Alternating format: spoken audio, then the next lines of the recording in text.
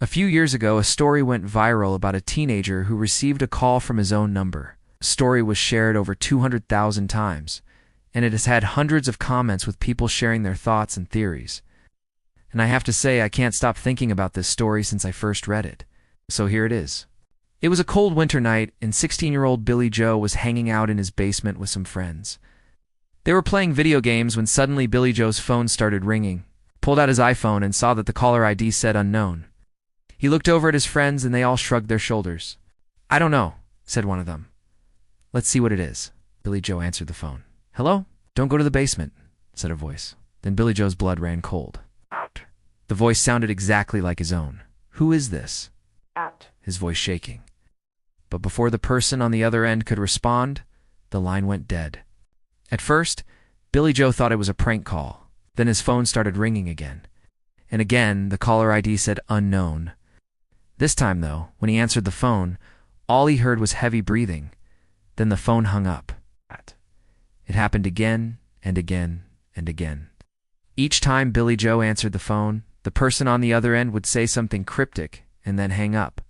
Sometimes the voice would say things like, "Get out of the basement," or "You shouldn't be here."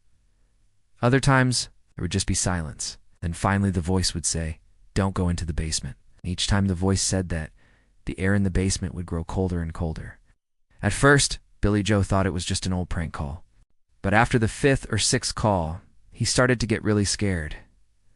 What if it wasn't a prank call? What if someone was trying to warn him about something? What if there was danger in the basement?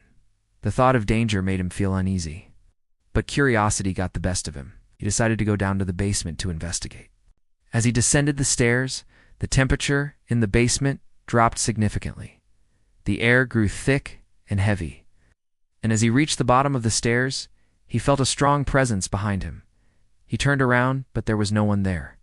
Suddenly, the lights flickered and went out, plunging the basement into darkness. Billy Joe screamed. Then he felt something grab his ankle and pull him into the darkness. What happens next, you ask? Well, that's where the story gets a little fuzzy. Some say that Billy Joe's body was never recovered, and that the basement is still haunted by his spirit. Others say that he was taken to a secret underground facility where he is being held against his will. And still others say that he simply vanished into thin air, and that there's a portal in the basement that leads to another dimension. The truth is, no one really knows what happened to Billy Joe. And that's what makes the story so creepy. Do you believe in portals to other dimensions? Let me know in the comments below. And if you want to hear more creepy stories, stay tuned for more content. Thanks for watching.